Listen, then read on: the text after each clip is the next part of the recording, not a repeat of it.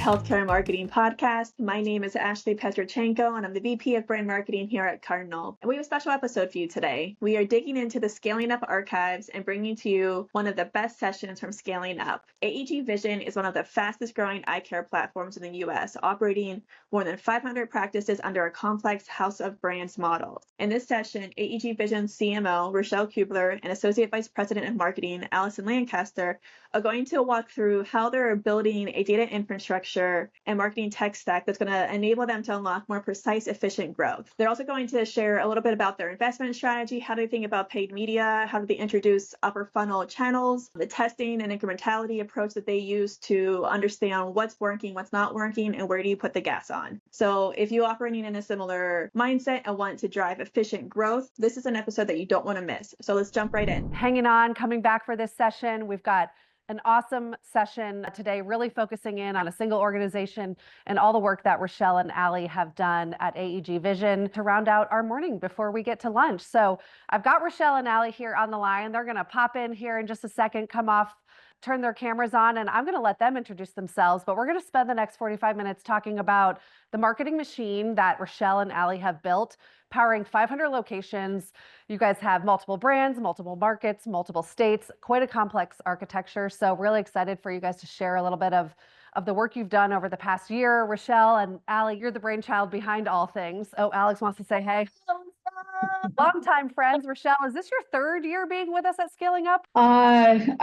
This is my second, and we had someone from my former employer joining you last year in my stead. So Yeah, excited to have you back. And Allie, welcome. I'm really excited to have you here. We've got a lot of really fun stuff to talk about. Why don't you guys introduce yourselves rather than me doing it for you? Allie, if you'll tell everyone a little bit about yourself, your history with AEG, because it's so critical to what we're going to talk about today. Yeah, absolutely. So I'm Allison Lancaster. I'm the Associate Vice President of Marketing for AEG. I've really been with the company since the very beginning. So started with one of the groups that we first acquired and formed AEG. So my tenure with the organization has been going on for about 14 years now with the group. So seeing AEG grow from about 30 practices way back in the day to now 500 plus that we are here, 7-8 years later. So that's me. Allie, 30 probably felt scary. And now you're like, oh my God, that was so easy.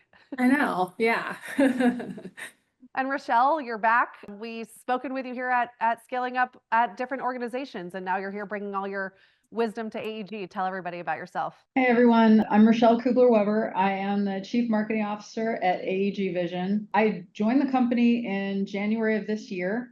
Fortunate enough to join the team with Allie and learn a lot from her about optometry. Formerly came from VetMed, where I was able to help Southern Veterinary Partners grow from 194 practices to 480, sell the company, merge with another company. So a lot of experience in the multi-location, independently branded space, and AEG Vision was a very natural fit, fantastic company, really excited about what we're doing here. Yeah, I'm excited too, to tell the story of what you guys have done. It's been a great partnership. And I want to spend a lot of time not on on how you guys have built what you've built and also what the future looks like too, because I know you guys have so many aspirations and I think this thought of like everything just materializes overnight. It's a process, it's a journey, it's taking iterative steps to get to where you want to be. And I think you guys are really great at that. So quick agenda for everybody listening in today.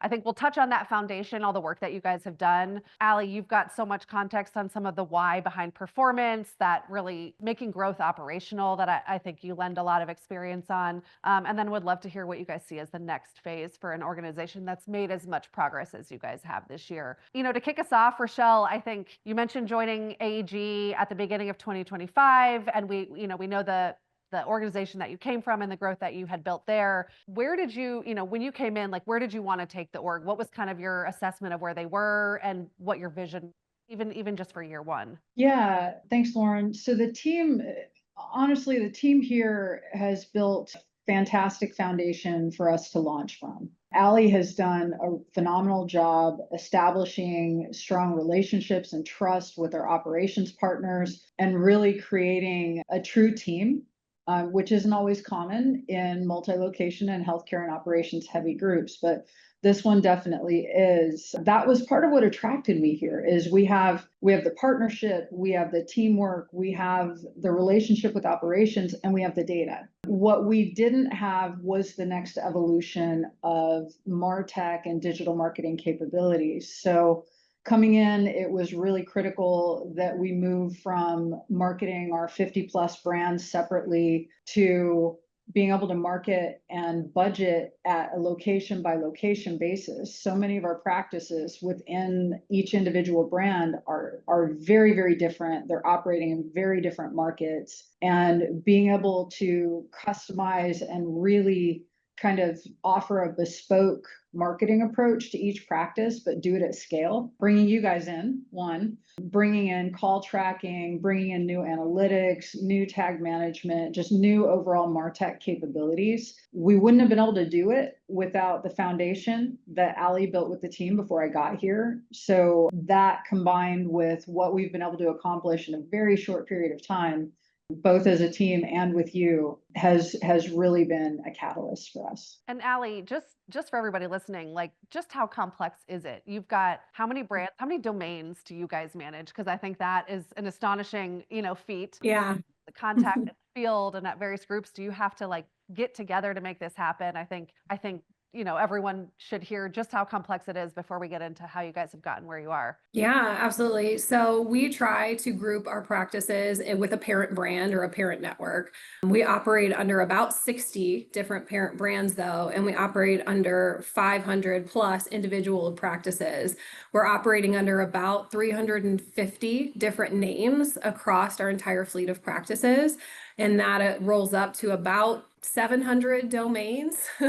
And 500 and plus different campaigns. So yes, we are incredibly complex, but it also is our competitive advantage in many markets as well. And I think you have one thing that isn't overly complex about your business, which I really appreciate, which is you guys aim to do one thing for the customer. You're not trying to be all things, offer multiple services. I think, Rachelle, when we first met with you, it was like very clear the vision of optometry as the focus.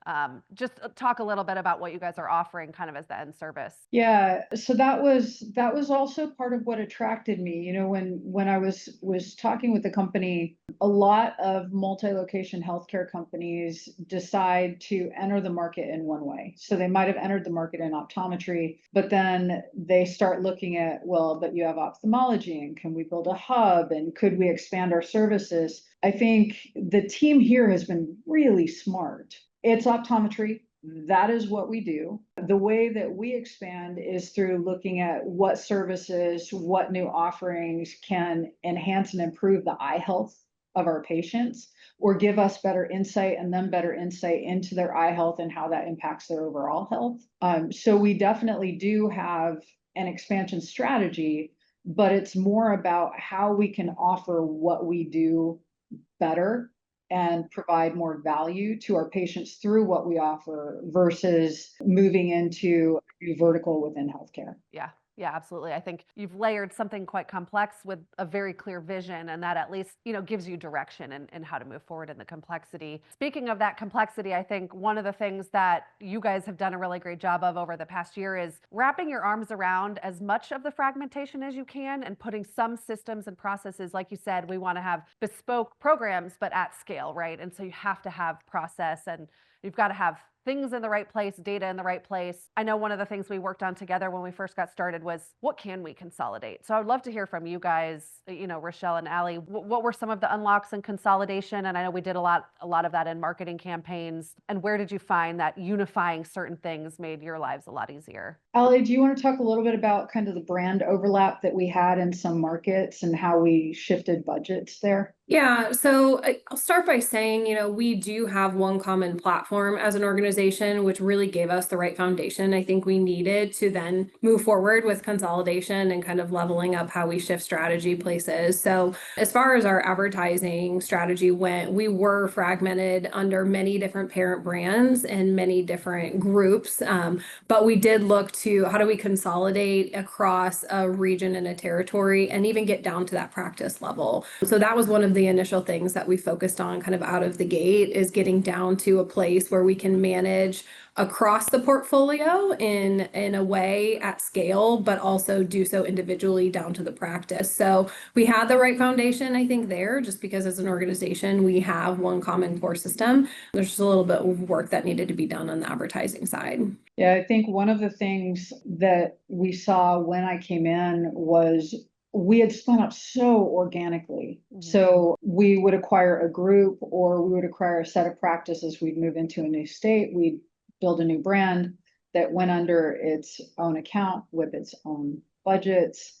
And so we have 24 regions or areas where our brands overlap. And they were operating out of separate accounts, completely separately managed, separate logins with separate budgets. And you can imagine the cannibalization that happened there as a result.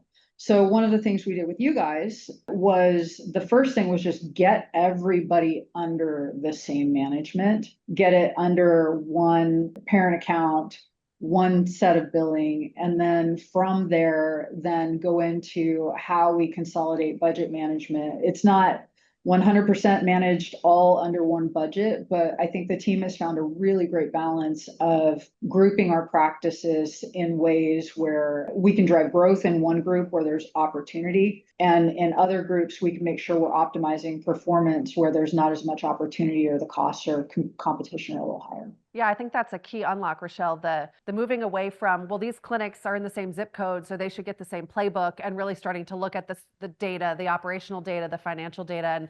And that's a perfect segue, I think, into the why behind performance. You can't diagnose what you can't measure. That's been a major theme of Scaling Up 2025. And you guys you did a lot of work this year on tracking, server-side tracking, your UTM, structures, like, hey guys, I need this data flowing in a way that I can then democratize it, look at it together, but slice and dice it. What were some of, you think, the key unlocks that you put in place, MarTech, or build from the ground up, that have made your lives easier? So when I joined, the team had rightfully erred on the side of extreme caution around HIPAA, which meant that we had very limited analytics, very limited marketing signaling. We handled all of our practices in every state with the most extreme privacy requirements, and bringing in a more modern analytics approach, bringing in a more modern tag management approach, and then overlaying that with the right tag tracking and the right privacy management. Every state is not the same. Yeah, your compliance banners and the programs. Yeah. So we were blocking ourselves from being able to market and track across, probably 3/4 of our practices, largely because we're treating them like California. Yeah. And in Alabama, you can market to me all you want, and you don't have to tell me anything. Now we try to do what's right by our patients and make sure they're aware of what we're doing, so we're not trying to take advantage of them. But at the same time, what you can do as a marketer within the bounds and confines of law, if you have the right analytics, if you have the right setup, if you have the right privacy differentiation, is a game changer. We gained visibility into more than 30% of our portfolio just by changing our privacy management approach. Yeah. And then I think that becomes, maybe a third of the equation of the data you need to still make the right decisions by the right clinics. What, it's obviously up here on the screen, but what do you guys think the operational data and kind of the market macro environment data that is being pulled in to say, these clinics behave this way, these clinics behave this way, and start to really build playbooks customized at scale, but still as micro as we can get them? Yeah. So our practices operate margins that span the gamut, right? That's one piece. So as you're looking at marketing, often marketers will measure ROI based on revenue, but what we're doing comes off of the bottom line, not the top line. So looking at margins is critical. And we have practices that are running at 70% margin. We have practices that are running at 20% margin. What we can spend there to get a patient in the door is very different. We have practices where we have a 95% show rate for patients. So if we get them a patient through ads, they're going to walk in the door more than 9 times out of 10. Then we have some where the show rate in their area is 50%. And so, combining that with what the practice's margins are, and then Allie did a great job with utilization and us being able to track utilization and tie that to marketing. Allie, do you want to talk about how we leverage utilization? Yeah, so utilization, and we're driving our business through exams, and so utilization being a key factor of that. So we measure utilization by the number of total slots available and how many are currently filled. So partnering with operations and looking at areas where we can increase the number of slots available, we can ensure that slots are available online is crucial in the success of our advertising. If we have no slots available, we can't drive patients back to the practice. Yeah, that's been a big theme, I think, as well, that kind of alignment with the operations teams to use the data that you guys now have available. And I think, call center pull through has been another thing that we've looked at to work with the operations team to say, can we get more? Can we make more available? Not just kind of demanding this thing and saying it's going to fix my problem, but really showing them how you're holding up your end of the bargain as well. Yeah, we're very fortunate to have a call center team here. I haven't had that luxury at most other companies I've worked with. I think as we're looking at the call center, the practice teams, they're focused on the patient in front of them, as they should be. The person who is seeing our doctors, the person who is considering contacts or glasses, choosing their frames, deciding what lenses they're going to get, all of those pieces, the last thing they need to be doing is answering the phone in the middle of talking to a patient. So what we found with call tracking was we had a 60% higher answer rate in our call center, which sounds like a no-brainer, but you've got to be able to measure that to then be able to talk to your operators about, hey guys, we've got to switch our advertising calls to go to the call center. These are patients with high intent. If they don't go to the call center and the practice can't answer it, those are folks that are going to go to our competitors. So in June, we were able to switch all of our advertising calls over to our call center. And now all of our website calls, regardless of advertising, are also going to our call center. And we're seeing some good results as part of that decision. And Rachelle, the relationship with the call center team, just a little bit, I think that's, like you said, kind of a dream scenario, a luxury that not every organization has. Who owns that at your organization, and how do you guys work together? Well, on one level, we all own it, right? Operations works very closely with our call center team. Call center rolls up into marketing. So we look at it as patient experience, and marketing owns the patient experience and making sure that how we're communicating to them and how we're communicating with them is aligned. It's really hard to do that when they roll up to a completely separate arm of the company that may have not the same insights into how we're driving patient experience. So by bringing it all together, and that was, again, a real privilege to be able to come in and do this, bringing it all together. Yesterday, we had a leadership meeting where we planned 2026, and we were talking about how we affect cancellation rates and no-show rates. And it was our call center leader talking with Allie, talking with our head of analytics, talking with our head of field marketing about what our plan is, talking with our head of patient experience and growth, what our plan is, all under marketing to affect it across every touch point. And that creates a synergy that kind of amplifies any growth that we can create as just a functional marketing team alone. Yeah, absolutely. And I think, those relationships are so key. We've talked about finance, ops. I think that call center piece really being as critical. You guys did all this work, you did the server side tracking. You got the calls converted to call center. We got call tracking in place. Really the impetus behind all of that was because we had signals in platform that were not representative of what we wanted the campaigns to do for the business. Not that they weren't potentially driving those things, but we just had no way to tie them together. Allie, I know you've been managing the digital media for a long time. Can you talk a little bit about the transition that was made in platform to really make better buying decisions in real time? Yeah, absolutely. So, as part of some of the additional work that we did around tracking and the server-side tracking, we also implemented call tracking, which then gave us the ability to look at what actual signals do we have and in a booked appointment, where previously we were looking at really basic tracking from a call perspective, just looking at like time to convert and things like that. So adding in the layer of call tracking and the call tracking platform earlier this year gave us a whole different perspective on what was happening and what was ending up truly coming through as booked appointments from our call conversions. And then the other thing we did is we focused a lot on UTM, so updating all of our platforms across the broader organization to track UTM. So not only from some of our work with Cardinal, but in addition to all the other places that we're sending touch points out to potential patients and current patients, implementing UTM tracking to see what was really happening kind of behind the scenes. And really all of that was to ultimately determine whether we're getting new patients or existing patients into our system from all of our different activities that we're working on. And then we can start to then take that data and revise our campaigns accordingly. So made some significant adjustments in how we look at some of our Google performance just based on the campaigns that we're currently running, keywords that we're using and traffic that we're driving back to our sites, knowing and having visibility to whether they were existing patients already that were just clicking on the first thing that they saw, or that they were truly new patients coming in and finding us. And Allie, everybody always loves to hear any shout outs for tech partners that have enabled you guys through this. I know you mentioned call tracking.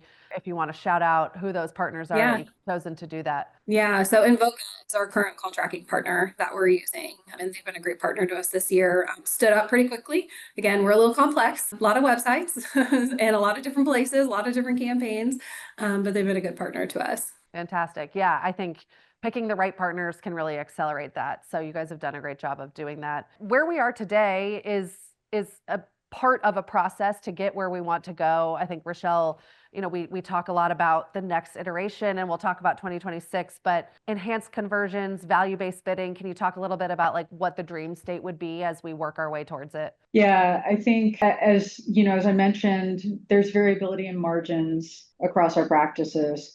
There's variability in show rate. There's even variability in what proportion of people who are clicking on ads are established patients versus new patients. We're targeting new patients, but in some of our practices, 60% of the people who click on our ads are established patients, regardless of whether or not we're running branded, right? So we run just unbranded search. They're still sometimes clicking on those ads. Now, you can argue on one level that that's a recaptured patient, and that's part of what we want to get to going forward with you guys. It's one of the things we've talked about with y'all. But as far as value-based bidding, our average ticket across our practices runs between $200 and $600. What I can afford to bid on a practice that has a $600 average ticket is very different from what I can afford to bid on a $200 average ticket. Then you add margin and show rate on top of that, and it just further differentiates it. So, we need to be able to do it scalably. We need to be able to bucket our practices into groups where they are able to pay similar rates to get patients in the door from advertising without giving up margin, without negatively impacting EBITDA. And I think that's the next turn. The first turn was just getting everything in and getting all of us working together and all the infrastructure. The second has been, how do we overall optimize budgets and where can we lean in and increase our investment and have it provide good returns? And then now we're moving into, okay, now that we've got everything and we've got it solid and we've got it performing pretty well, now how do we differentiate it to drive maximum value through that value-based bidding? And Rachelle, I think a lot of people maybe think that this target end state, are you guys CDP enabled, CRM enabled? Is this kind of like your homegrown? Everybody wants to know, like, do I have to have those things to get to this end state, or are there ways? And I think you guys have taken a really creative approach. Yeah. So our CRM is homegrown. We have a fantastic, again, I keep saying fantastic because the folks here are really great. Our IT partners are second to none. They're the best technology and analytics team I've worked with. So we have that. So when I say we have a homegrown CRM, very different level than most CRMs you have, but we do not have a CDP yet. That's on the 2026 roadmap. If you are a vendor partner out there, I'll be reaching out to you. Please don't feel the need to call me right after this session. Hey, don't hit her We're up. moving on it. But so we'll bring in a CDP. We have a homegrown email platform, an SMS platform. And so we've got to change that. It served us very well up to this point. Now we've got the marketers and we've got the data and we've got the knowledge and frameworks where we need to be able to move faster. And homegrown platforms make it a little bit difficult to do that. So new email and SMS platform, new CDP coming in this year will be critical. So you don't have to have everything in place to be able to supercharge your growth. Yeah. That's such an important message. We just, talked about measurement and not kind of feeling paralyzed by the fact that you don't have the perfect stack, but just kind of making progress and doing something. And you guys have really made the most of a lot of the homegrown systems. Rachelle, you mentioned you just left a leadership meeting yesterday where you guys were talking about budgeting for next year. All of this data you've been collecting, I'm sure enabled some really great conversations. Can you talk a little bit about, how that data is helping you go and make the case, whether it's more money you want to spend in different places than you did in years past, and just, how you're bubbling that information up? Yeah. So the first piece of this is for bottom of funnel and mid funnel marketing that we're doing. We have to be able to tie that spend back to revenue in our practices. And so we have direct match back. That's something that we've built this year. With that, what that empowers us to do as a marketing team is actually have a conversation with my colleagues. If I'm talking to the CFO, we are talking about incremental spend. It's not, well, marketing just wants more money. That we have all heard that, and that dynamic exists for us. It's a conversation about, I can tell you, if we put another $100,000 a month towards something, this is the ROI that we will get. This is the number of patients in the door we will get. And we've partnered really closely with you guys and then leveraged our operational data and our marketing performance data to be able to tie that all together. And I'm pretty proud to say we've either hit it within 10% or far exceeded it when we've done those investments. And especially with the macroeconomic factors that we're all working through this year, it's been really great timing. And you guys have a pretty interesting story of, I think you did really great job of looking at incrementality. There was some cannibalization going on and really just getting the dollars in the new. And again, you couldn't do that if you didn't have data on whether the patients you were driving were new or existing. And so it all comes full circle. Where you guys were earlier this year to where you are now, just a little bit of that journey, the incremental growth. You mentioned 10% or exceeding it. Allie, maybe you could talk through just a couple of the activities, and some of them are up on the slide. Like, for everybody listening, what are some tactical shifts you could do to inch your way towards really making sure you're driving incremental growth and not just the growth that was gonna, the patients that were gonna come anyways? Yeah, so previously we took the approach of as many exams as we can get.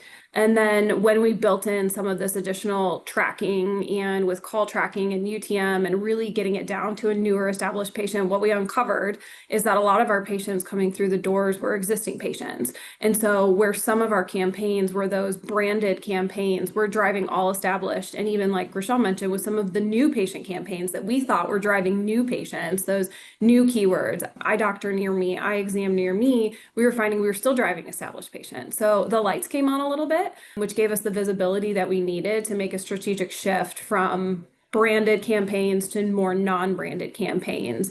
And looking at it again down to the practice level where we have a little bit more control. So previously everything rolled up to these big parent buckets where we didn't have as much visibility as to kind of what was happening. So now that we have the visibility down to the practice level, we're starting to make those shifts, and we're getting smarter every day as the more data comes in and the longer that we have.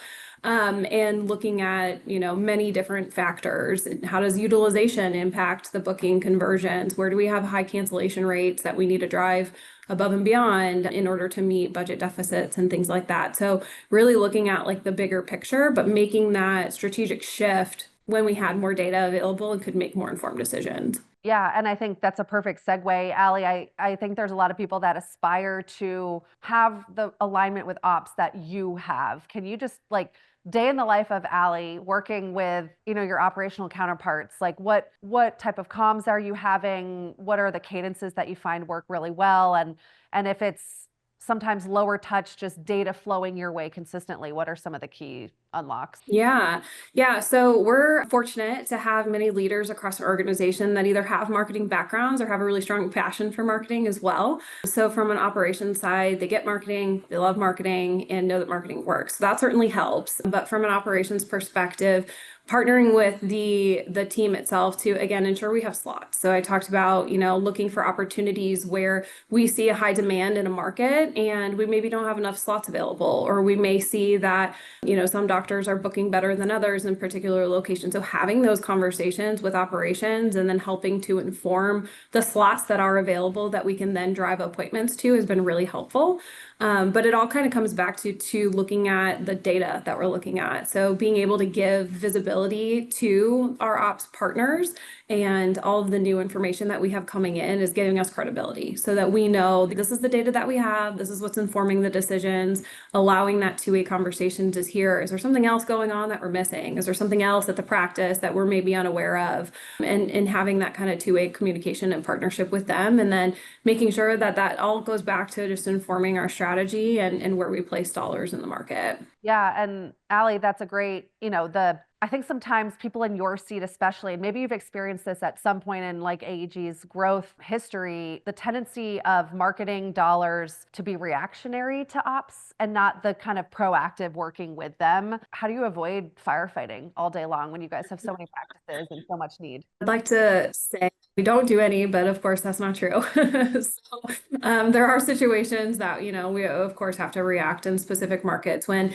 there's things that happen that are beyond our control. But, we partner with other cross-functional teams across the organization too, where we're looking at, from a corp dev perspective, we grow through acquisition. So there's always new acquisitions that are coming down the pipeline. So looking ahead to kind of what's to come in specific markets, we're partnering with our real estate teams to looking at, where are we adding exam lanes? Where are we doing remodels? Where are we doing relocations? Where do we need to get ahead on what we can forecast and what we anticipate to see in these markets with dips in performance and dips in patient volume? And again, looking at, partnering with operations from our doctors. Where are our doctors? Do we have retirements? Do we have shifts? Do we have changes? Do we have new ODs coming in? And trying to get ahead of where we've got that anticipated capacity and an anticipated need, and then use advertising to help fulfill that. We spoke just this morning after our opening session with Sherry Ann from Heartland Dental about kind of her aspiration for next year really being like an AI-enabled kind of capacity budget adjustment in real time. I think you guys have a report that's been really critical to you, that built by your IT team. So super important to, for that integration. Your kind of exams available online versus in practice and some of the data that bubbles up to you. How often are you making micro and macro shifts in your strategy based on that information? Because I think that's something we get asked a lot, like how much is too much, but like, am I making changes enough and adapting to what's happening on the ground? So we calibrate with our leadership team at a macro level on a monthly basis. We evaluate how things are going, how our investment is doing, whether or not we need to dial it up or dial it down. We made decisions the last couple of months to continue to invest because we were seeing great return. The third month, we decided to hold steady because there was so much opportunity for optimization. We wanted to do that first. So that's the kind of conversation we're having on a monthly basis. On a weekly basis, we're looking at what's going on with the practices. There may be an operator that calls an RVP, regional vice president, or one of our district managers who says, hey, I really need help with this. And in a lot of those cases where we send them, frankly, is call center. Because the call center can make, if I look at what can move the needle immediately, what has a 2 to 4 week pull, and then what has a longer pull, the call center can get exams in the door within the next 5 days. And so if they need help, the short term is not a conversation about, do we adjust the budget? We meet with you guys once a week and we go over the data, and usually it's macro discussions. It's not I want you to change the budget at practice 1532, right? I don't think we've had that kind of discussion in months and months and months. But instead, it's how is it going? What are the next steps? What do we need to change, look at, shift? What's the new test we're running? How's the outcome with that? We have, and I'll tell you, I had in my previous lives with you guys, a much more hands-on approach with my team and our relationship. And we've really shifted to making sure that we're equipping you with the data, making sure we're equipping you with the right operational information, and then that we're evaluating the impact on the practices and getting that back to you. And then you guys are basically telling us, hey, this is what we think we should do. And those conversations, again, happen on about a monthly basis because we've got such a tight team between your team and ours. We are one team driving growth together. With our operators, unless it's the firefighting stuff, and again, that goes more to our call center. It's more on a monthly basis. We have a bi-monthly update that we do to them. We have, obviously our quarterly board meetings and all of that, but it's not as much on the micro level. And that has shifted over time and diminished a little bit over time. I think it'll continue to shift as we get sharper and better at communicating out what's going on and what we're doing. We had someone chat in, they were just curious, and so I'll ask it while it's relevant. This exam's available online, the ability to get that data. Do you guys have a universal online booking solution, or is that fragmented as well? It is. So that's that common platform that gave us the right foundation to take it to the next level. That's been really crucial. So yes, we do operate under one core operating system and have one scheduling. I think that's a dream for so many house of brand groups. So that's definitely foundational. Rachelle, you mentioned testing. Let's spend our last 7 minutes together talking about the really fun stuff, forecasting, the testing, what's coming next. We've asked a lot of people this throughout the course of Scaling Up 25. Philosophy on what's your core? What do you test? Do you have a framework for the right amount to invest in testing and a framework to know if tests are working? Yeah. So for us, part of the testing is typically our approach is 5 to 20 practices, give or take. 20 practices, it's enough of a sample set to be able to give us some good results. It's not so much that it's going to negatively impact the entire portfolio. We will typically, depending on the test, we may test across multiple markets, or if it's something that's complex that requires a lot of operational discussion, we may go all in one district with one district manager. So we take all of their practices and we move them forward on a test. So I think we've run paid media ads in Louisiana with you guys, for instance, that allows us to really evaluate for that subset of practices in that area, how did they perform against the others that are in their cohort, their cities, their state. So there's that. I think, we all know that we can't permanently depend on Google. That creates some level of risk as a result, even though, Google's been really good to our business. And I'm sure everybody on here's businesses. So testing other channels, other media, having that as an ongoing initiative is critical. And then how we measure, frankly, is we're looking at, if it's bottom of funnel, we are looking at dollars pull through in profit. That's the gold standard. If it's mid funnel, we don't have everything figured out. We're dependent a lot on you guys. We work a lot with Brandon to give us kind of a view of, when it's good that we're getting traffic versus what we're seeing in conversions. Right now we're running PMAX and we're seeing great conversions online and we're not seeing any of them pull through. And here's the thing, we're still on last touch attribution as well, right? So we're not seeing any of them pull through on last touch attribution. But yesterday I had a conversation with my head of analytics where we were talking about, but the way we're defining things may need to change so that we can better understand,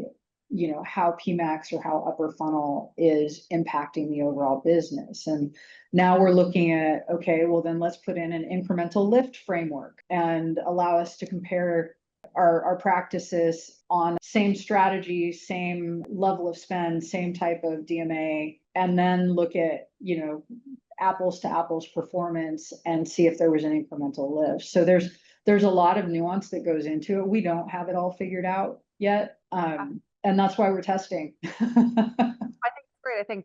I think what's most important in this narrative is, and this is perfect segue into what's coming next. You had to do all the work that you had to do this year to get to this point where you can then say, let's do geo holdout tests. Let's do ghost bidding tests. Let's do incrementality measurement. Let's start thinking about some other more advanced measurement frameworks. I think what you can't do is leap from nothing to those things without the steps in between. No, and everybody wants to, right? Everybody, if your CEO is reading anything, they're going to ask you two things. When are we going to get an MMM? And what are we doing about AI? And the problem is I see a lot of people asking in the chat, like, how do you get operations to give you that information? Or did you say you can tie profit straight back? And those are table stakes for you to really understand what's going on with your business. MMM's not going to do anything for you if you don't know how the ads are actually impacting your revenue. And you're not going to be able to talk to your CFO in terms that he's going to be able to understand and relate to and release money for that new critical initiative that you need to run. So being able to kind of redirect your folks back to the table stakes, even on a small testing level, take a handful of practices, a handful of folks in your operations and try to work with them to get what you need so that you can prove the value before you look at pole vaulting forward. Yeah, and you guys have put in the hard work to now, get in line for the pole vault and start doing some of those things. I would love to hear what's on the roadmap. Rachelle, what are your priorities? Allie, I want to ask you the same thing for 2026. Yeah, so we have the framework. Now we actually need to pay attention to AI more. We're seeing some erosion on some of our organic properties. We're going to address that this year. We definitely want to make sure that we're preparing for advertising moving into AI because that's coming. It's already here. We're probably going to be expanding and PMAXing. PMAX, we're going to go into LSAs. We will move back up the funnel as we test and know what actually works for which practices. And then we are bringing AI full bore into our call center. So AI-based QA, AI agent assist, we're bringing a digital agent in to answer calls and lessen some of the pain of our IVR systems. And then from that, we'll expand our model from last touch to multi-touch. So we're putting in the steps to do tracking now for that as well. So just, kind of across the board, shifting us into the next 1 or 2 years. Yeah. Allie, anything you would add on that? Focuses for next year? Yeah, I think Rachelle hit CDP. We've got the data now. It really hasn't been long that we've had the data. So I think continuing to watch trends and, a pivot accordingly when needed and be flexible on the plan. But yeah, looking forward to next year. We did a lot of work on foundation this year and next year is the pole vault. So I'm excited. Absolutely.